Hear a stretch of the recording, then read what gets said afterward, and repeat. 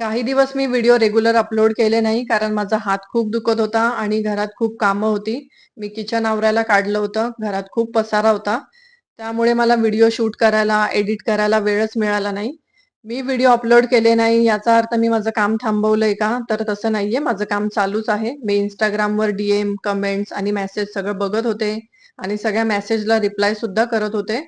आणि मी याआधी काही वेबिनार अटेंड केले होते. मी नवीन स्किल सुद्धा शिकते. मी आधी सांगितलंय व्हिडिओमध्ये, की मी डिजिटल स्किल सुद्धा शिकते. त्यासाठी मी काही वेबिनार याआधी अटेंड केले होते. तसंच मी काल एक वर्कशॉप जॉइन केलं होतं. एआय फ्रीलान्सिंगवर वर्कशॉप होतं ते आणि ते ब्लॉगर विनिता यांचं वर्कशॉप होतं. तर मला थोडा उशीर झाला होता जॉइन करायला. पण जेवढं मी अटेंड केलं त्यातून फ्रीलान्सिंग म्हणजे काय? पहिला क्लायंट कसा शोधायचा? आणि एआयचा वापर आपल्या कामामध्ये कसा करायचा? हे सगळ्या गोष्टी या सगळ्या नवीन गोष्टी शिकायला मिळाल्या आणि खूप सोप्या पद्धतीने समजावून सांगितलं त्यांनी.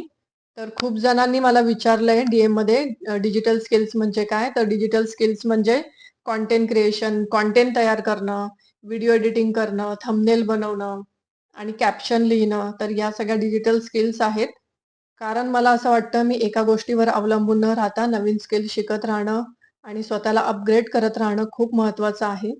इथून पुढे माझे व्हिडिओज आता रेग्युलर येतील.